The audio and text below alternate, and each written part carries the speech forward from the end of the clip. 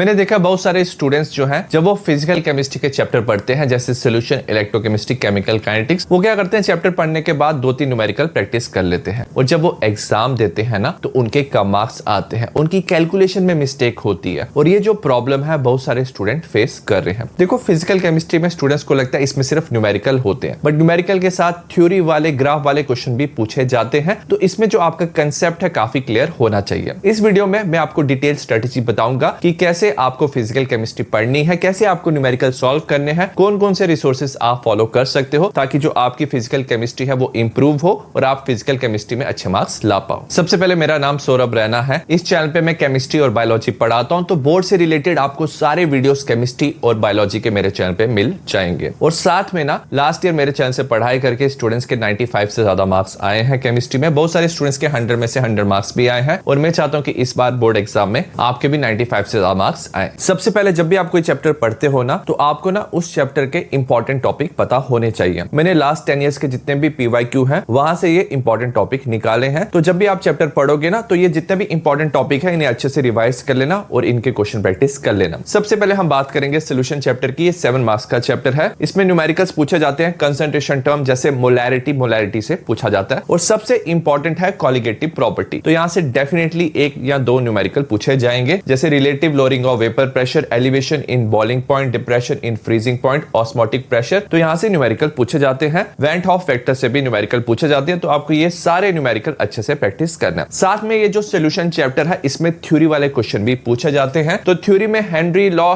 Raoult's law की जो statement है इसे आपको अच्छे से पढ़ना है। आइडियल, नॉन आइडियल सॉल्यूशन में पॉजिटिव, नेगेटिव डेविएशन, एजियोट्रॉप, इसकी एग्जांपल, ग्राफ, कैरेक्टरिस्टिक, तो ये सारी चीजें आपको अच्छे से पढ़नी है। फिजिकल केमिस्ट्री में सेकंड चैप्टर है इलेक्ट्रोकेमिस्ट्री। ये 9 मार्क्स का चैप्टर है। यहाँ पे डायग्राम पूछ सकते हैं गैल्वेनिक सेल की और पूछ सकते हैं कि आपको फ्लो ऑफ करंट बताना है या फ्लो ऑफ इलेक्ट्रॉन बताना है। न्यूमेरिकल्स में E naught of the cell, delta G, equilibrium constant find करना पूछ सकते हैं। नर्स्ट इक्वेशन सबसे ज्यादा इंपॉर्टेंट क्वेश्चन है, तो इसमें E of the cell find करना पूछ सकते हैं। इलेक्ट्रोलिटिक सेल में conductivity, molar conductivity, Kohlrausch law में limiting molar conductivity, degree of dissociation alpha find करना और फैराडे का first and second law important है। इसमें से न्यूमेरिकल्स पूछे जाते हैं। अगर थ्योरी की बात करें तो प्राइमरी, सेकेंडरी बैटरी की रिएक्शन यूजेस, फ्यूल सेल में भी रिएक्शन यूजेस पूछ सकते हैं और करोजन और उसके प्रिवेंशन से क्वेश्चन आते हैं। फिजिकल केमिस्ट्री में थर्ड चैप्टर है केमिकल काइनेटिक्स। ये 7 मार्क्स का चैप्टर है। इसमें न्यूमेरिकल और ग्राफ वाले दोनों क्वेश्चन पूछे जाते हैं। न्यूमेरिकल में rate of reaction, rate law, rate constant, order, molecularity से क्वेश्चन पूछा जाता है। जीरो एंड फर्स्ट ऑर्डर का इंटीग्रेटेड रेट इक्वेशन से रेट कांस्टेंट फाइंड करना, टाइम फाइंड करना और जो हाफ लाइफ है उससे क्वेश्चन पूछ सकते हैं। ग्राफ से क्वेश्चन पूछ सकते हैं। आर्हेनियस इक्वेशन में इंटीग्रेटेड रेट इक्वेशन से एक्टिवेशन एनर्जी EA फाइंड करना और ग्राफ से क्वेश्चन पूछे जाते हैं। नेक्स्ट हम बात करेंगे कि कैसे हमें पढ़ाई करनी चाहिए फिजिकल केमिस्ट्री की। मैंने देखा बहुत सारे जो स्टूडेंट्स होते हैं उनके फिजिकल केमिस्ट्री में जो कंसेप्ट है वो अच्छे से क्लियर नहीं होते। वो क्या करते हैं, जो न्यूमेरिकल्स के फॉर्मूला है वो याद रख लेते हैं, 2-3 न्यूमेरिकल वो सॉल्व कर लेते हैं। उन्हें लगता है कि उनका चैप्टर कंप्लीट हो गया, बट अगर थोड़ा सा भी डिफरेंट क्वेश्चन आता है, थोड़ा सा भी चेंज आ जाता है न्यूमेरिकल में, तो वो सॉल्व नहीं कर पाते। तो आपको ना सबसे पहले अपने जितने भी सारे कंसेप्ट है वो अच्छे से क्लियर करना है जब आप फिजिकल केमिस्ट्री पढ़ रहे हो। तो आपको ना NCERT अच्छे से फॉलो करना है। जो NCERT है स्पेशली केमिस्ट्री के लिए सबसे ज्यादा इंपॉर्टेंट बुक है। आपको हर एक लाइन अच्छे से कवर करना है, चाहे आप बोर्ड एग्जाम दे रहे हो या कॉम्पिटिटिव एग्जाम जैसे नीट या JEE। NCERT सबसे ज्यादा इंपॉर्टेंट है। जितने भी सारे कंसेप्ट हैं यहीं से पूछे जाते हैं। लेवल ऑफ जो क्वेश्चंस है वो डिफरेंट होते हैं, तो सबसे पहले आपको NCERT पे अच्छे से फोकस देना है। नेक्स्ट हम बात करेंगे लर्निंग रिसोर्सेज की। आजकल बहुत सारे रिसोर्सेज जो है वो अवेलेबल है। बहुत सारे स्टूडेंट्स ऑफलाइन क्लासेस लेते हैं, ट्यूशन लेते हैं, स्कूल में पढ़ते हैं। तो अगर आप ऑफलाइन टीचर से पढ़ रहे हो ना तो मेक श्योर करना कि आप ना ढेर सारे उससे क्वेश्चन पूछो कि ये क्यों हो रहा है, कोई भी कंसेप्ट में हाउ कैसे हो रहा है, तो ये सारी चीजें आपको क्लियर करनी है। मैंने देखा बहुत सारे जो स्टूडेंट्स हैं ऑफलाइन बैचेस में वो क्वेश्चंस नहीं पूछते हैं, तो आपको अपने सारे क्वेश्चन पूछने हैं और अपने कंसेप्ट क्लियर करने हैं। और अगर मैं ऑनलाइन की बात करूं तो बहुत सारे टीचर अवेलेबल हैं, जहां से भी आपको समझ आता है ना तो उस टीचर को आपको फॉलो करना है। मैंने भी अपने चैनल पे 1 शॉर्ट वीडियो बनाया है जिसमें मैंने सारा NCERT की हर एक लाइन अच्छे से कवर किया। आप मुझसे भी पढ़ाई कर सकते हो, नहीं तो किसी और टीचर से भी पढ़ाई कर सकते हो, बट मेक श्योर करना कि आपके कंसेप्ट जो है वो क्लियर हो रहे हैं। तो आपको अच्छे से पढ़ाई करनी है। साथ साथ में आप क्या कर सकते हो, शॉर्ट नोट्स बना सकते हो। जब चैप्टर पढ़ रहे हो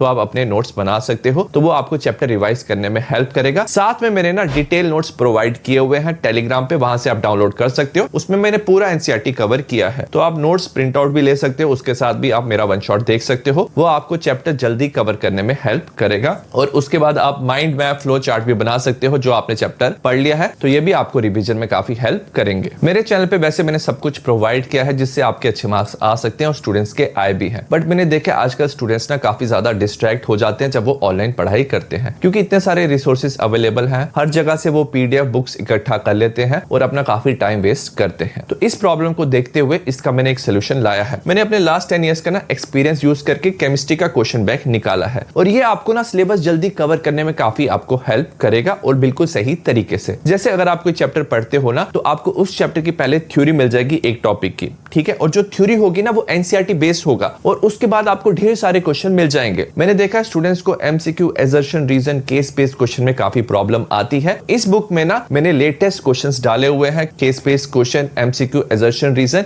इसमें एनसीईआरटी के क्वेश्चन मिल जाएंगे, एग्जाम्पलर के, दीक्षा के क्वेश्चन, और लास्ट 15 ईयर्स के पीवाईक्यू भी मिल जाएंगे। तो अगर आप ना एक सीक्वेंस में पढ़ाई करना चाहते हो, टॉपिक वाइज हर एक चैप्टर कवर करना चाहते हो, तो ये बुक आप खरीद सकते हो। ये आपका गाइड की तरह आपको काम करेगा। इसका लिंक डिस्क्रिप्शन में है, वहां से आप बुक खरीद सकते हो। अगर आपने इस बुक को फॉलो किया तो डेफिनेटली आप 95% मार्क्स अचीव कर सकते हो। और अगर आप इस बुक के साथ बाकी बुक्स भी खरीदना चाहते हो, बंडल में सारी बुक्स लेना चाहते हो, तो उसमें आपको स्पेशल डिस्काउंट भी मिल जाएगा। अगर हम न्यूमेरिकल्स की बात करें, बहुत सारे स्टूडेंट्स को ना न्यूमेरिकल में प्रॉब्लम होती है। तो न्यूमेरिकल के लिए आपको सिर्फ फॉर्मूला याद नहीं रखना है, आपको फॉर्मूला अप्लाई करना भी आना चाहिए। तो सबसे पहले जब भी आप चैप्टर पढ़ते हो ना, तो उसके बाद आपको एक फॉर्मूला शीट बनाना है जिसमें आप सारे फॉर्मूला लिख लोगे उस चैप्टर के। तो ऐसे आपको पूरा फिजिकल केमिस्ट्री का फॉर्मूला शीट बनाना है। मैंने ऑलरेडी फॉर्मूला शीट बनाया हुआ है, टेलीग्राम से आप पीडीएफ डाउनलोड कर सकते हो। तो जैसे आपने चैप्टर पढ़ लिया, तो सबसे पहले फॉर्मूला शीट बना के आपको सारे फॉर्मूला अच्छे से याद रखने हैं, और उसके बाद ना आपको क्वेश्चन प्रैक्टिस करना है। और जब भी आप क्वेश्चन प्रैक्टिस करते हो, तो आपको ना स्टेप बाय स्टेप अप्रोच लगाना है। सबसे पहले आपको गिवन लिखना है, फॉर्मूला लिखना है, कैलकुलेशन करना है, और उसके बाद जो आंसर आता है उसका यूनिट लिखना है। मैं आपको एक एग्जांपल से ये समझाता हूं। सपोज हमारे पास यहाँ पे फिजिकल केमिस्ट्री का एक क्वेश्चन है, तो हमें क्वेश्चन दिया हुआ है। तो जब भी आपको क्वेश्चन दिया हुआ होता है, तो सबसे पहले आपको सही गिवन लिखना है। तो आप यहाँ पे गिवन लिख लोगे, साथ में आप वैल्यूज भी लिख लोगे। उसके बाद आपको सही फॉर्मूला यूज करना है, आप फॉर्मूला लिखोगे, और उसके बाद आपको कैलकुलेशन करनी है। कैलकुलेशन के बाद जब आपका आंसर आएगा, तो आपको करेक्ट आंसर लिखना है, साथ में आपको यूनिट भी लिखना है। तो ये सीक्वेंस जब भी आप न्यूमेरिकल सॉल्व करते हो, तो आपको फॉलो करना है। तो ऐसे आपको स्टेप वाइज क्वेश्चन सॉल्व करना है। और एंड में मैंने देखा बहुत सारे जो स्टूडेंट्स है ना, वो सिर्फ क्वेश्चन और आंसर पढ़ते हैं, प्रैक्टिस नहीं करते। तो आपको ना ढेर सारे क्वेश्चन ना सॉल्व करना है। मुझे पता है बहुत सारे स्टूडेंट्स को ना कैलकुलेशन में प्रॉब्लम आती है, और ये हर साल में देखता हूं। बट जो स्टूडेंट ज्यादा क्वेश्चन प्रैक्टिस करता है, ज्यादा कैलकुलेशन करता है, over a period of time उनकी कैलकुलेशन बेटर होती है और उनके करेक्ट आंसर आते हैं। तो आप ना अगर ढेर सारे क्वेश्चन प्रैक्टिस करोगे, रेगुलरली प्रैक्टिस करोगे, तो डेफिनेटली आपकी कैलकुलेशन भी इंप्रूव होगी और आप न्यूमेरिकल इजीली सॉल्व कर पाओगे। नेक्स्ट आपको ना डेरिवेशन और ग्राफ भी पता होना चाहिए। वैसे तो एग्जाम में डेरिवेशन पूछा नहीं जाता है, बट ये चैप्टर समझने के लिए कि कहां से ये जो फॉर्मूला है डिराइव हो रहा है, उसके लिए आपको डेरिवेशन आना चाहिए। जीरो फर्स्ट ऑर्डर में आपको डेरिवेशन दिखाई देगा, साथ में आपको प्लॉट करना, इंटरप्रेट करना, ग्राफ भी आना चाहिए। तो जैसे आपको ना आर्हेनियस इक्वेशन में आपको जीरो फर्स्ट ऑर्डर में Raoult's law, positive negative deviation में ग्राफ आएगा, तो आपको ग्राफ भी अच्छे से पढ़ना है। और यहां से भी बहुत सारे क्वेश्चन पूछे जाते हैं। मैं आपको एक एग्जांपल यहां पे बताऊंगा। अगर आप यहां पे ग्राफ वाले क्वेश्चन को देखोगे, यहां पे आर नॉट दिया हुआ है, कंसंट्रेशन ऑफ आर टाइम, हमें प्रिडिक्ट करना है order of the reaction, slope बताना है, यूनिट बताना है रेट कांस्टेंट का। अगर आप ग्राफ देखोगे, यहाँ पे आर नॉट, यहाँ पे कंसंट्रेशन ऑफ आर टी दिया हुआ है, तो ये जीरो ऑर्डर का रिएक्शन है। ठीक है, जीरो ऑर्डर का ग्राफ है। हमें पता है जीरो ऑर्डर में k is equal to R naught minus R by T, तो r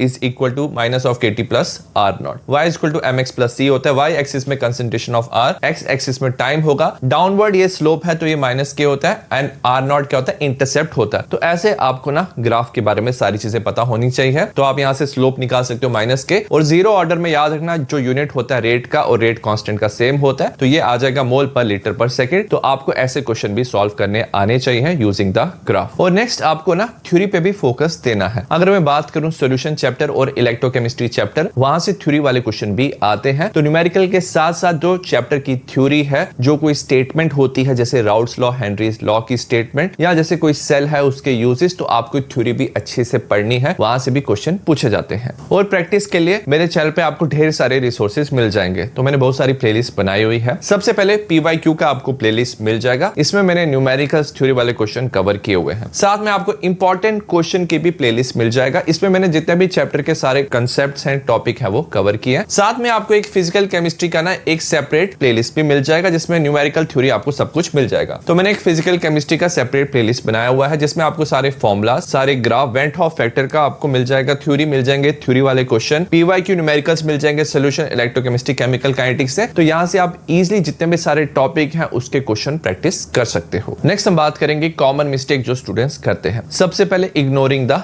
एनसीईआरटी। एनसीईआरटी इग्नोर करते हैं। एज ए रिजल्ट क्या होता है कि उनके सारे जो टॉपिक है, कंसेप्ट है, वो क्लियर नहीं होते। तो आप मेरे नोट्स भी फॉलो कर सकते हो, एनसीईआरटी के हिसाब से है तो वो आपको एनसीईआरटी कवर करने में हेल्प करेगा। सेकंड है लास्ट मिनट प्रैक्टिस। बहुत सारे जो स्टूडेंट्स हैं वो प्रैक्टिस ना लास्ट मिनट में करते हैं, एग्जाम से एक दिन पहले करते हैं। सो एज ए रिजल्ट उनकी जो कैलकुलेशन है, न्यूमेरिकल्स है, वो गलत हो जाते हैं। तो आपको ढेर सारे क्वेश्चन प्रैक्टिस करना है और लास्ट मिनट के लिए आपको प्रैक्टिस नहीं छोड़ना है। और थर्ड, नॉट अंडरस्टैंडिंग कंटेक्स्ट। तो बहुत सारे स्टूडेंट्स क्या करेंगे, फॉर्मूला याद कर लेंगे और उनको पता ही नहीं चलेगा कि कौन सा वैल्यू सब्स्टिट्यूट करना है। बहुत सारे जो स्टूडेंट्स हैं वेंट हॉफ फैक्टर का उनको समझ नहीं आता कि कहां पे आई का वैल्यू सब्स्टिट्यूट करना है, नहीं करना है। सो दैट्स व्हाई ना आपको चैप्टर भी अच्छे से पढ़ना है, थ्योरी भी पढ़नी है और न्यूमेरिकल भी अच्छे से प्रैक्टिस करना है ताकि जो आप क्वेश्चंस है वो इजीली सॉल्व कर पाओ। एंड में मैं यही कहना चाहता हूं जो फिजिकल केमिस्ट्री है ये उतना भी टफ नहीं है जितना दिखाई देता है। अगर आपने रेगुलर प्रैक्टिस किया, क्वेश्चन सॉल्व किए, अपने कंसेप्ट को बिल्ड किया तो आप डेफिनेटली फिजिकल केमिस्ट्री में इंप्रूव करोगे और आपके अच्छे मार्क्स आएंगे। All the best, see you in the next video.